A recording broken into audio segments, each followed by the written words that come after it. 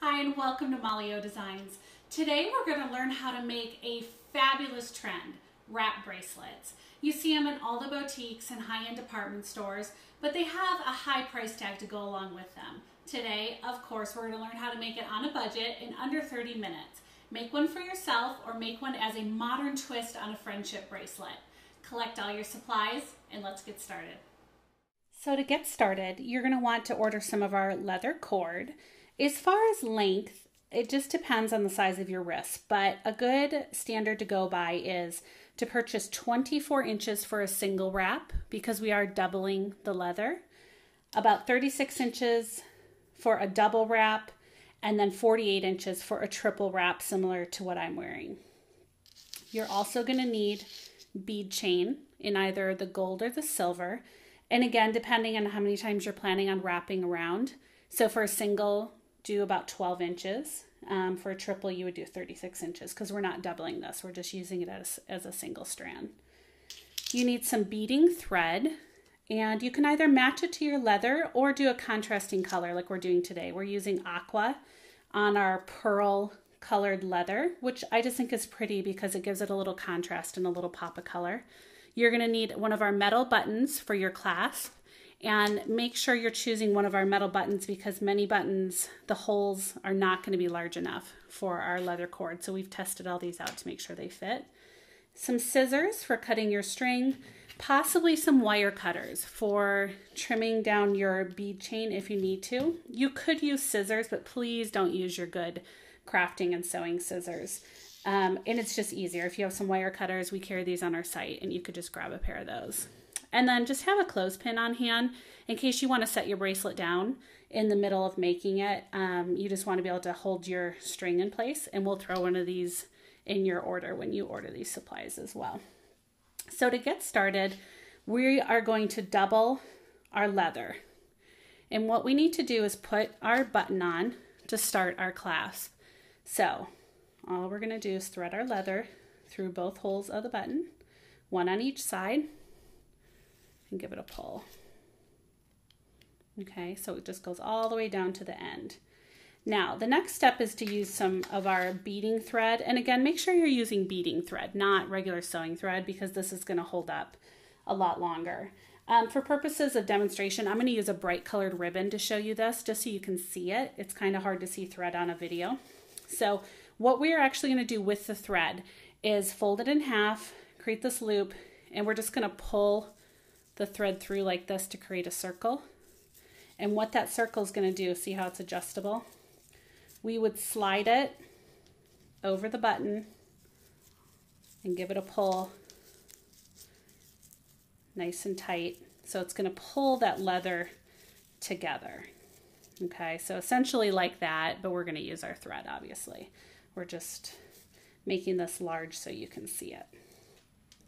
You want to keep your thread on the spool because we're just going to continuously work off of this throughout the entire project. So we're just going to take a portion of it. We're going to do that little loop. Okay. We're putting it over the button and giving it a pull. Okay, so it looks like that. Now what you're going to do, you're going to have a short tail of thread hanging down, and then your piece that's connected to your spool of thread. So on the short piece, we're going to trim it down just a little, but we're going to leave a good inch or so hanging down with the leather. And that's because we're going to start wrapping our thread, and we want that short piece hanging down this leather so that we can actually secure it into place as we wrap. Okay, and I wrap this around probably about 20 times just to get it going. At the very end, we're going to take some jeweler's glue, which is similar to super glue, and we're actually going to put a dot of glue back here to make sure nothing ever comes undone. Now, whether you're right or left-handed is going to determine if you want to wrap from the right or if you wanted to start and wrap left. Again, that's just personal preference. So here I've gone ahead and wrapped it about 20 times. Now it's time to lay our bead chain into place. So all we're going to do is set it right at the base of that thread, And you can see there's a little space between every bead. We are going to wrap that thread around that space. The first couple are a little hard because it wants to wiggle out of place, but you want it kind of sandwiched on top of the leather. There we go. And we're going to grab that first one. And I like to wrap 3 times between every bead. Now, you could do 2 times. You could skip every other bead. It's really just a personal preference. I just like the look of having the thread between every single bead. So I wrap once, twice, 3 times. And then I'm just moving on to the next bead. Once, twice, 3 times. And you're going to do this all the way down the length of the bracelet. Now, I suggest the first time you're doing this, just make a single wrap bracelet because it's going to give you kind of that instant gratification of making one of these. The triple wrap obviously is going to take a bit longer, which is fine if you're just sitting in front of the TV. But again, it's exciting to make one of these. They're so popular in stores and they're very expensive. If any of you have priced these out, like at Nordstrom's or Neiman Marcus, the triple wraps are going for about $200. So it's so exciting to make one of these and give it as a gift or wear it yourself that you're going to want to get the first one done pretty quickly. So that's all we're doing. We're just continuing to wrap all the way down the bracelet 3 times in between each bead. So go ahead and keep working on that. You can go ahead and pause the video. We'll finish off the bracelet and then we'll come back when it's time to tie off your thread and create your knot for the clasp. So now you're done wrapping your bracelet. As you can see, I just stuck the clothespin on mine so it wouldn't come unraveled before we move on to the next step. Now, one little tip I will give you is that while you're working on wrapping these, sometimes it can start to get a little tangled. I like to work vertically, meaning hold your bracelet like this and have your thread coming straight down. And I just think it's easier to work on a vertical level wrapping because everything's just kind of hanging straight down. Oops, like that. You'll kind of get into a rhythm, but that way, I don't know if you could see that from that angle, but that way you're working down the bracelet with everything hanging down instead of like this where you're starting to get tangled up. So at this point, I have measured my bracelet on my wrist and determined it was the right length. You want your button to hit where your last bead is going to be.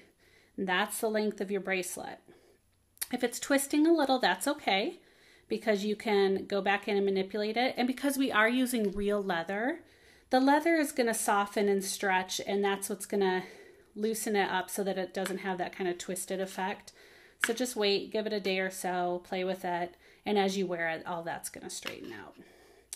So I measured, and I know that I'm at the length right now where my leather hits the button. So I'm going to go ahead and trim off the rest of my bead chain. Do not trim off the leather though, because we need that for the clasp. So I'm just going to go in. Make sure you don't cut your string either, because then you're going to have to start over. Be very careful. So we just did the last bead. Now all I'm going to do is, see if I can twist this so you can see it. As I come around, I'm going to wrap this around my finger like this so that I can tie a knot. What I'm going to do is just grab that other end and give it a pull. Okay. Now you see I have a loop because I need to trim off a little bit of my thread. Go ahead and pull it the rest of the way through. Okay, so again, I came around my finger and the leather at the same time because that just created a nice big loop for me to be able to bring my thread back through to be able to tie that knot. Okay, I'm just gonna thread it through like that. I'm trying to exaggerate this so you can see it. So go ahead and just knot it. I usually knot it about 3 or 4 times. Regardless though, if you notice I have my beading glue ready. What we're gonna do in the very end is take a drop of glue and place it right there. So that's gonna glue that knot together anyways. So it's not gonna come undone, but I'm gonna trim it right down to the edge. Now we have this leftover leather. This is gonna create our clasp. Now what you need to decide is how big the opening needs to be. So I know my button's a little bit bigger on this bracelet than some of the ones that we offer. So it needs to be big enough that that button can slide through. So just by judging like this, I know that the end of my knot needs to be right about here.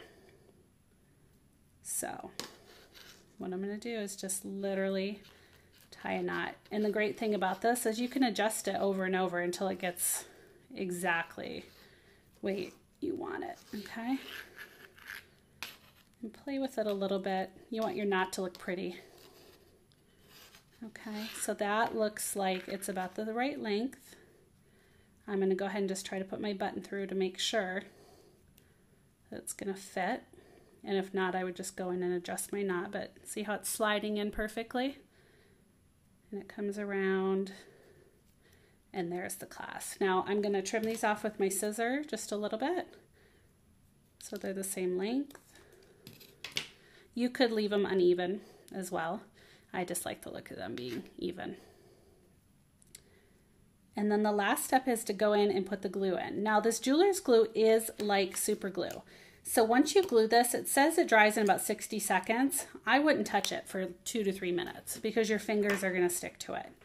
So the very first place I'm going to put my dot of glue is where we had that very first knot by the button. So I'm just going to put 1 or 2 little drops. Okay, be careful. Now don't touch that because your fingers will be glued together. And then the other place is at our last knot. And again, 2 or 3 drops, and I kind of just smear it around to make sure it grabs it all. And then if I'm happy with my leather knot, I'm also going to stick a few drops in there, and that's just to make sure that knot doesn't come loose later.